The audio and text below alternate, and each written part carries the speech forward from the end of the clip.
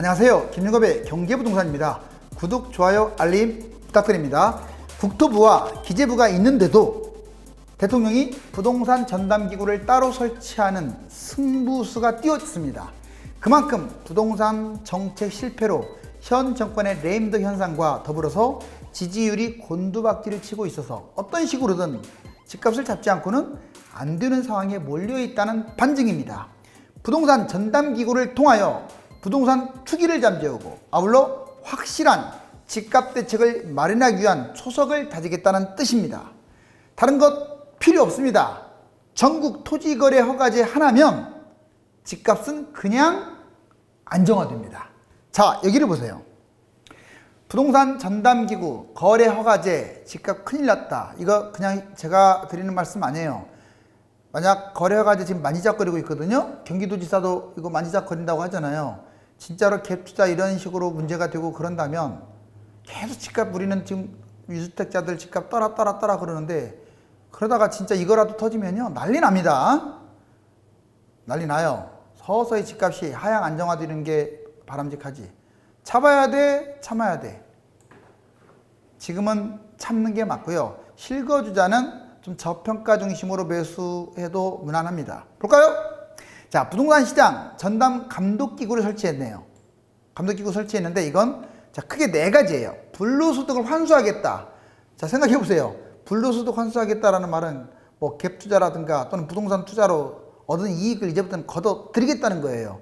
이 감독기구를 설치했다는 것은 센 대책이 나올 가능성이 있다라고 보셔도 돼요. 이제 대통령이, 정부가 직접 챙기겠다 이거예요. 국토부도 아니고 기재부도 아니고. 상당히 이거 의미가 있습니다. 자, 대출 규제 강화, 그 다음에 주택 공급 물량 확보, 세입자 보호 대책. 크게 이 네 가지 형태를 담고 있어요. 이걸 좀 더 세분화시키면 부동산 시장 전담 감독기구 구치대 역할이 뭐냐 볼까요? 먼저 부동산 시장 감시. 그러니까 이전에도 이런 건 있었잖아요. 근데 새로운 기구가 하는 역할이에요. 부동산 시장을 전반적으로 조사하고 있고요. 부동산 모니터링 또는 이상징후 포착, 탈세, 대출 위반, 불법행위 차단. 거기서 끝나지 않습니다. 부동산 투기 근절, 부동산 정책 수립. 자, 어디까지 수립할지는 모르겠는데 이게 바로 거래 허가제일 가능성이 커요. 이걸 괜히 전담반을 설치할 리가 없잖아요. 자, 세 가지로 나눕니다. 부동산 정책 총괄, 이게 제일 중요하고, 부동산 제반 감독, 기존에 특사경이 해왔던 거죠. 부동산 목표는 하향 안정화입니다. 왜? 하향 안정화를 하지 않고서는 정권 창출은 물 건너가는 거예요.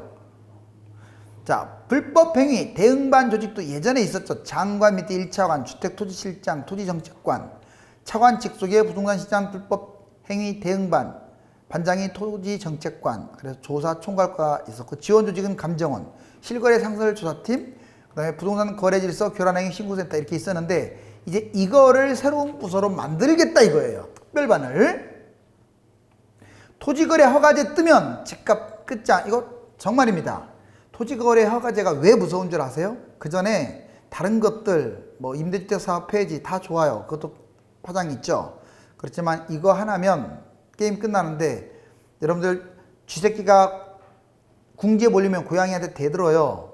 마찬가지로 지지율이 급락하게 되고 이제 볼장 보는 상황까지 와버리면요 카드를 꺼낼 수밖에 없어요.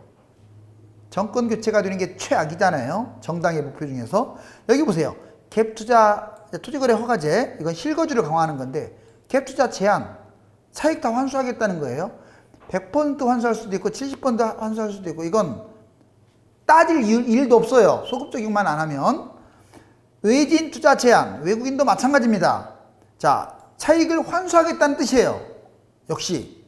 그러니까 뭐 지방에 다 투자한다? 갭 투자나 사실상 다름없잖아요. 본인이 들어가서 살면 다른데 서울 놔놓고 지방에 가서 살까요?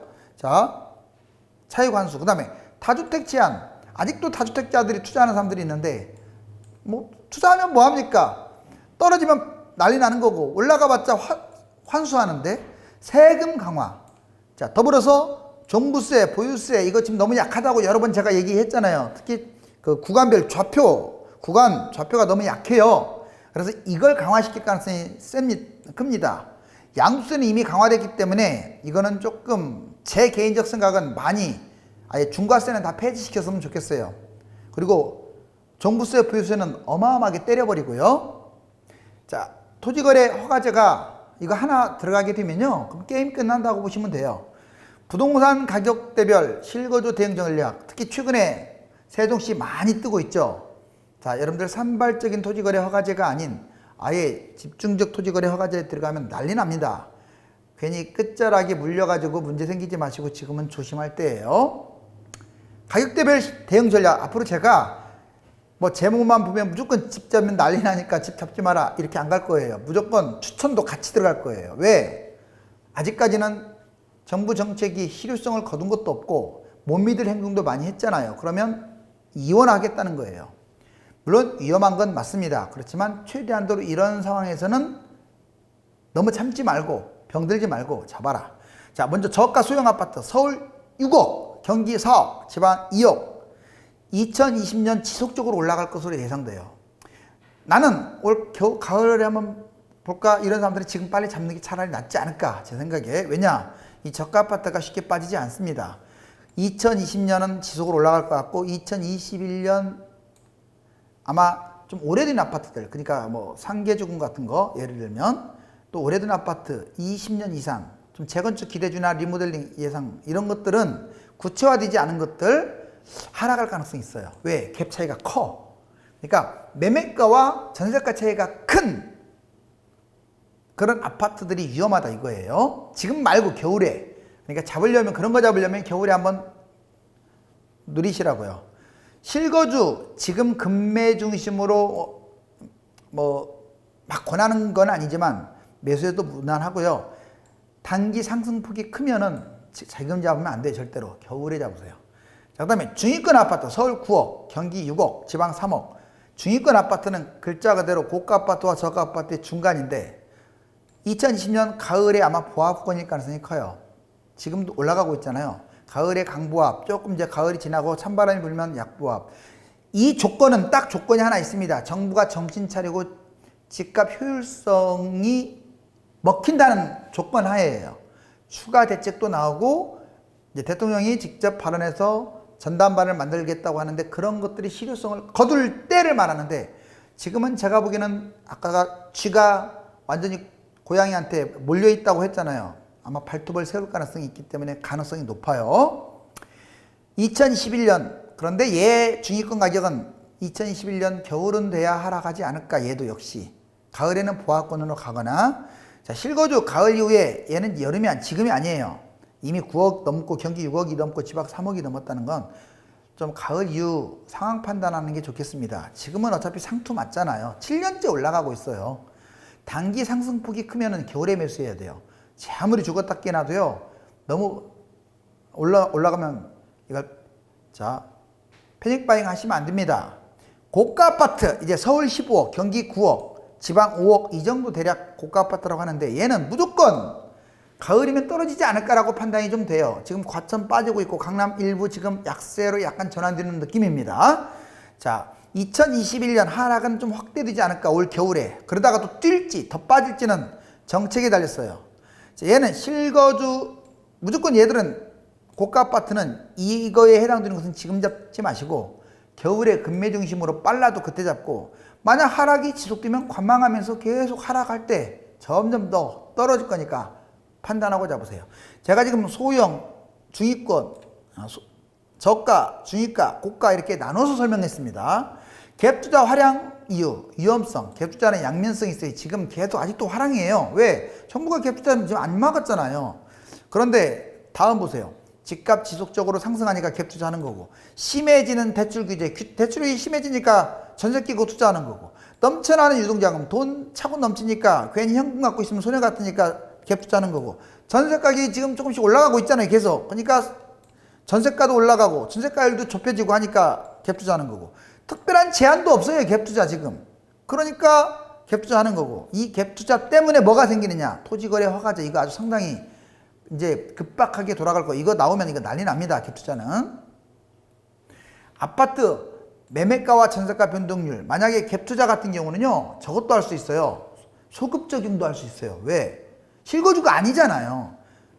임대주택 사업하고 차원이 달라요. 이번에 전월세 3법처럼 소급 적용 확률이 아주 높습니다. 갭투자는. 왜? 투기한 거니까. 이게 실거주가 아니기 때문에. 그렇게 소급 적용하면 이제 난리 나는 거죠. 다 토해내야 하잖아요. 자, 아파트 매매 가격 변동률. 여기 보시면 서울. 이제 누적을 한번 볼게요. 7월 달까지. 1.63, 인천 0.64, 경기 1.30 해갖고 누계가 어떻게 되냐면 서울이 1.63, 인천은 무려 여러분들 7.50이에요. 경기도도 7.62. 상대적으로 지금은 서울이 막 뛰고 있지만 서울에 비해서 인천, 경기도가 아주 높아요. 왜? 솔직히 지금 7년째 올라가고 있는데 한 5년 동안은 경기도 거의 안 뛰었잖아요. 인천도 뭐 거의 안 뛰었잖아요. 조금밖에. 그러니까 서울이 상대적으로 덜 뛰고 경기도가 많이 뛴 거예요. 그래서 수도권 평균이 5.65고요. 여기 보세요. 세종 보세요. 미쳤습니다. 지금 7월 달까지 22.82. 이건 신기록 같아요. 자, 이걸 지금 가만히 방치하고 있는 정부. 자, 공무원들 박수 한번 치자고요. 돈 벌어서 좋겠습니다. 자, 그 다음에 아파트 전세 가격 변동률 보자고요. 자, 서울 누계가 전세도 1.99, 인천 3.74, 경기 3.79. 즉 올해 들어와서 전세값도 매매가에 거의 반절 가까이 상승하고 있어요. 밑에 보시면 세종 16.04. 집값만 뛴 게 아니라 전세값도 이렇게 많이 뛴 거예요. 자, 서울 거주자와 주택 소유별 매매 현황. 여러분들 서울 거주자가 전국 아파트 거래 이것저것 갭투자를 한 거예요. 갭투자. 그래서 토지거래 허가제 이거 조심해야 한다고 얘기했어요. 자, 제가 지금까지 조심하는 것들은 어찌됐거나 집값 전망이야 좀 제가 1년 반 됐는데 유튜브 한지 좋아요. 저도 추천도 많이 했지만 좀 틀린 부분이 있습니다. 인정해요. 왜? 정부가 이렇게까지 치졸하게 나올지는 몰랐어요. 근데 결과론적 얘기고, 하지만 지금은 조심하라는 것들은 나오고 있잖아요. 임대주택 사업 결국 폐지했잖아요. 누가 폐지할 줄 누가 알았어요, 그거? 자, 안 그래요? 다주택자 지금 파상적으로 세금 때려버리고 있잖아요. 결국 이거 토지거래 허가제 이거 하면 갭투자라든가 외진 투자 완전히 잠재우는 거예요. 이거 상당히 조심해야 돼요, 이거. 자, 여기 실질적으로 2020년 무려 3만 2006년 이후에 제일 많이 투기를 했어요. 서울 사람들이 지방에, 경기도 포함 지방까지. 압도적이잖아요. 여기 보세요. 2006년부터 2020년인데 2020년에 제일 지금 많이 거래했다고요. 이 투기를 방조한 게 지금 국토부 기재부예요. 그래놓고 무슨 큰 소리를 친다고. 자, 주택 소유별 지난달 매매 거래량 강남 4구. 여러분들 내가 이런 얘기 했죠. 다주택자가 과거에는 뛰었다면 지금 서울 집값, 수도권 집값은 패닉바잉 이른바 30대 즉 무주택자들이 지금 띄우고 있는 거예요.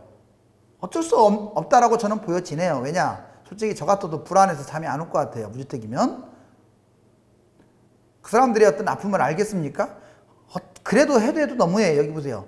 무주택자가 2103, 1주택자 1158. 압도적으로 많죠. 이렇게까지 집을 많이 매수하니 집값이 안 뜰 수가 없죠. 2주택, 3주택, 4주택자들은 이제 집 사봤자 세금만 내니까 이 사람들은 살 일이 없어요. 무주택자들이나 1주택자들이 좀만 참아줬다면 제 생각인데 집값이 하향 안정화됐을 텐데 글쎄요. 정부가 지금 믿을 만한 대책을 내놔야 참으라고 여러분들한테 막 부탁을 하죠. 자, 세종은 폭등, 과천은 폭락을 했네요. 자, 세종은 여기 보세요. 지금 미쳤습니다. 이렇게 올라간 거 보이시죠? 자, 그런데 이제 과천은 지금 떨어지고 있습니다. 뚝!